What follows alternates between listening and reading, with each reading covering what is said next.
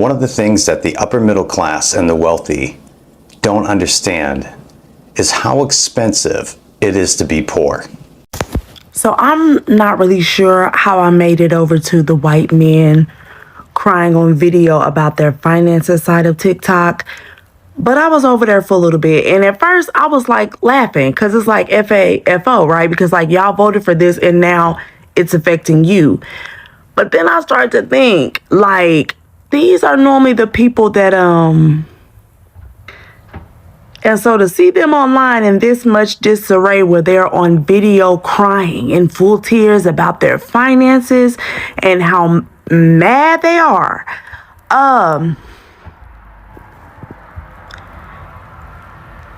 Y'all be safe out here. I think we should normalize asking people on a first date who they voted for, because I need to know if you're a moron or not. When people often talk about poverty in America, the image we often see is black or brown faces struggling in inner cities. But here is a truth that really makes the headlines. There are millions of white Americans living in poverty too. And for many of them, the struggle feels invisible, dismissed, even mocked. Today, we are telling that story. Watch and pay attention, and I will share my thought later. Work, sleep, and pay bills, repeat.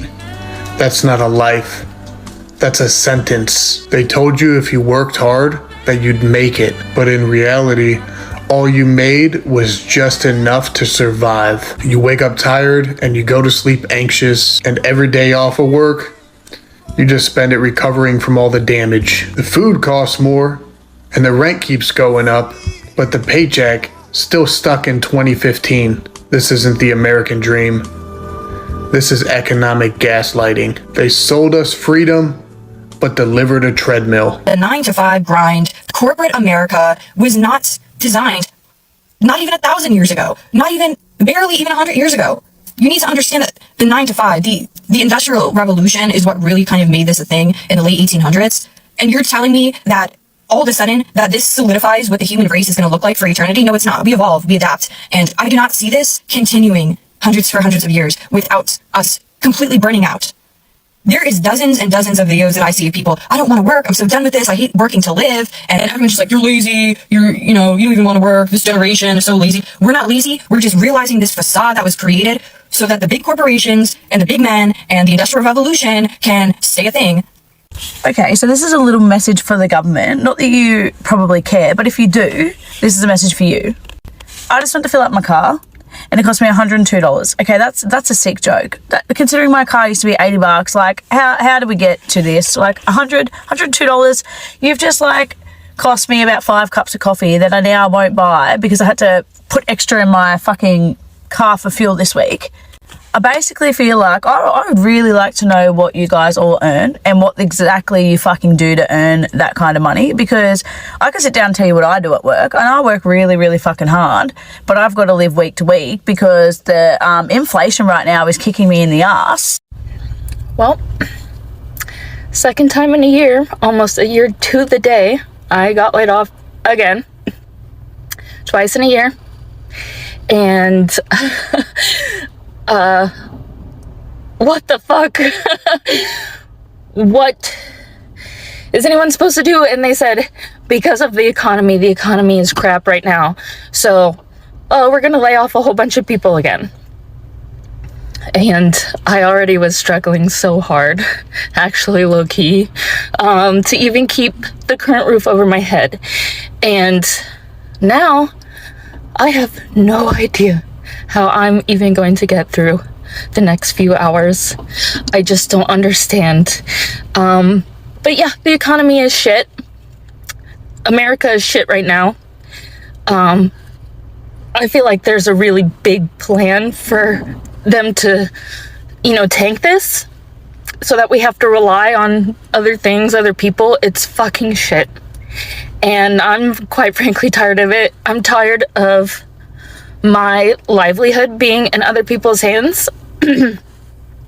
And I have no idea how to fix that, but I'm going to, because this is just wild. And I'm fucking angry more than I am hurt or sad. I'm scared. I have no idea where any of my bills are gonna come from, or the money I'm more angry than anything because I just cannot even believe I used to be able to get a job like the week later if I got laid off. Why do conservative women have TikTok? Why do they post on TikTok or social media in general? Why are they making themselves heard? Why are they using their voices? Why do conservative women vote? Why do they have jobs? Why do they have their own bank accounts? Why do they have phones? Why are they owning their own cars? Why are they out and about by themselves? None of it makes any sense to me. Like, why are you exercising your rights that progressives and feminists got for you? And then getting on your platforms, using your voice, exercising your rights to advocate against them. To say women shouldn't vote. Don't vote then! You don't think women should vote? I don't want you to vote either. Honestly, but I would never say that you shouldn't have the right to. Why are you voting if you don't think you should have the right to? Why are you exercising these rights to advocate against them? My brain is cramping up just thinking about how stupid you have to be. How stupid you have to be to literally utilize your rights while saying you shouldn't have them. One of the things that the upper middle class and the wealthy don't understand is how expensive it is to be poor. And this is one of those things that causes the biggest disconnect between the two classes. So to me, this is one of the most important videos that I've made so far. And I hope I can shed some light on it so that people in that upper middle class and above range can understand what low-income people go through on a daily basis just to live. I want to break it down in sections so that I can show those hidden costs that the upper middle class take for granted because they don't have to deal with them. First, let's take a look at housing. So if you drive by a neighborhood that's obviously low income and you see all the houses and they're all in disrepair, they're all in bad shape, you can see, the windows are old, the siding's old and everything, and you probably think to yourself, wow, that rent's gotta be super cheap, for the people that are living there. And you would be right. Or if you drive by a trailer court, you would probably say the same thing, that the rent's obviously got to be extremely cheap and for those people that are living in there. And again, well, not so much anymore, but in the past, you would be correct that the rent was a lot cheaper. But here's the hidden cost for the low income people that is never talked about and is never really thought about. See, when I lived in a trailer, I lived in a 14 by 72. Really small. Those things are put together like shit. And so all of these low-income homes, whether you're talking about a house or you're talking about a trailer, they're not insulated right. Nothing's been maintained. There's leaks everywhere. The windows haven't been updated. The trailers, they only have like a metal shell and really thin insulation, they're framed together by 1x3s. So they're garbage. So yeah, the rent was cheap. When I owned mine, it was $525 a month for lot rent, but I lived in a very cold state. But when the winter would come, it was not uncommon to see electric bills, heating bills at $550 a month, which is insane. So you would go from the summer, which would be okay, your utility costs would be a lot lower, 200 range, because you constantly have to run that damn swamp cooler because those things get hot because they're made out of metal. But in the fall and in the winter and in the beginning part of spring, because it's so cold outside and the heat running and it's just escaping through that thin insulation and through that metal, nothing's holding that heat in.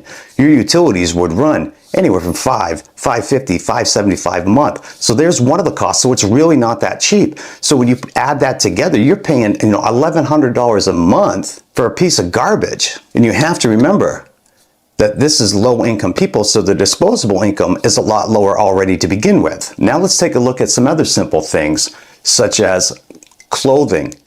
So lower income people can never justify the expense when they need to go buy a new pair of shoes to pay $80, $90, $100 for a good pair of shoes. And the same thing with jeans and shirts and winter jackets, things like that. Normally they don't have the money in their bank account to afford those expensive items anyway, but they can't justify the cost because they're always living paycheck to paycheck. And so what do? Well, the lower income person buys $25 pairs of sneakers, $30 pairs of sneakers, whatever they can afford. Same thing with the jeans, you know, $10 at the fucking Walmart or whatever, you know. But what happens? Here's where it gets expensive. Those shoes don't last. They wear them to work. They wear those jeans to work, their winter jacket to work. They're made cheaply, so they just start friggin' falling apart after 60 days. So they end up having to buy the same damn pair of shoes 4, 5, 6 times a fucking year. So it gets more expensive. These are the costs that are hidden from public view most of the time for the low income people of this country. Now let's look at like cell phones. Just to have a basic cell phone, a lot of low income people have terrible credit and they don't have a lot of income. So it's riskier for these people. It was not unheard of for people going to get cell phones who were low income. They would have to come up with a $200 or $250 deposit just to get a cell phone. When you look at like going to purchase a car, just a used secondhand car, because everybody needs a vehicle to get to work, they would get terrible, terrible rates. These buy here, pay here places that sell vehicles. You would have a horrible interest rate, 35, 40%, anywhere from 25 to 40%. It's just ridiculous. So there's hidden costs there just because they're poor. Not to mention, even some banks charge poor people fees. Because if you don't have a certain amount of money in your checking or savings account each month, they charge a fee for that. You have to have a limit. One of the worst things that I've seen recently, and it's not a new thing, it's been around for quite a while, but look at these corporations and all of their predatory tactics against poor people. Payday loans, all of this kind of horse shit with interest rates that are astronomical. But you know what? The poor person needs them. You know, Christmas comes around, they have no gifts, so they take out a payday loan and think that that's going to help them through. Or their massive utility bill comes through in the winter and they try to take out a payday loan to hold them over. Or title loans on their damn vehicles. It's so predatory and the interest rates are insane. And so they make these monthly payments or these bi-weekly payments or however they're set up for them. And it's a constant drain, so they get further and further behind and the squeeze gets tighter and tighter. But it's done by design. When you turn on the TV anymore, look at all these ads that you see for all of these apps that you can download. Oh, you need your money now? Don't wait till payday, get your money now. It's just another way to funnel money away from people who are already in the low income bracket, who are already suffering.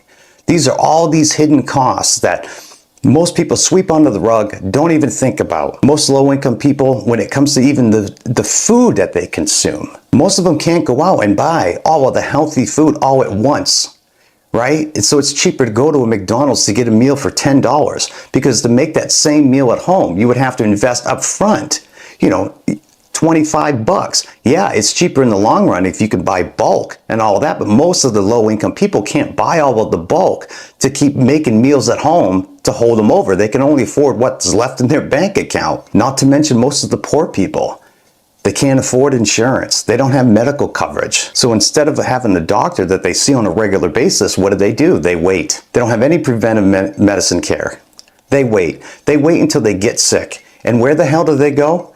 Well, they can't go to a doctor's office because that costs money. So they go to the emergency room. And we all know how much more expensive the emergency room is compared to having a regular doctor. And so they rack up all this medical debt. And it just keeps getting piled on and piled on and piled on. So my goal in this video, I hope, was to be informative, to inform people of all of these hidden costs and to think about these things in a different light. Because being poor in America is expensive as hell. And it just keeps getting worse. All right, guys, this is Grim with Get to Rant. From the Appalachian Mountains to forgotten Rust Belt towns, from rundown trailer park in the south to crowded shelters in Middle West cities, poverty does not care what color your skin is. There are over 50 million white Americans living below the poverty line, but they often feel like they do not fit in the national conversation. This is what a lot of poor white Americans deal with. No privilege, but all the assumptions. They are told they are part of the dominant group, but they are not feeling dominant. They are drowning. Now, here is where it gets complicated. Yes, whiteness in America can come with social advantages, in how you are treated by police, by employers, by media. But poverty is a brutal equalizer. If you cannot afford healthcare, rent, or food, racial privilege does not put dinner on the table. That does not mean race does not matter. It always matters in America. But class matters too, and poor white Americans are often stuck in between, feeling guilty for having white privilege while having nothing in their pockets. White poverty is often mocked instead of helped, labeled as lazy, ignorant, backwards. But that shame leads to silence, especially among young white men and women who do not know where they fit in society anymore. One of the biggest challenges is access. Access to education, jobs, mental health, and a future. In many poor white communities, just like in poor black or Latino neighborhoods, opportunity left a long time ago. And politicians, they show up every 4 years, promise everything, deliver nothing, no matter the party. Here is what gets lost in all the noise. Black, white, Latino, Asia, we are not each other's enemy. The system that keeps people poor is the same system that distracts us with race wars, while the wealth gap grows wider. If poor people of all races come together, that would be power. Because poverty is not a personal failure, it is a structural design. So what is it like to be white and poor in America? It is being told you are privileged while you skip meals. It is feeling invisible in a country you are supposed to belong to. It is carrying shame for a system you did not create. But here is the truth. Your pain is real, your stories matters, and it is time we talk about all poverty, not just the part that fits the narrative. If you felt this video, drop a comment, share your story, and do not forget to subscribe for more content. Until next time, cheers and have a good one.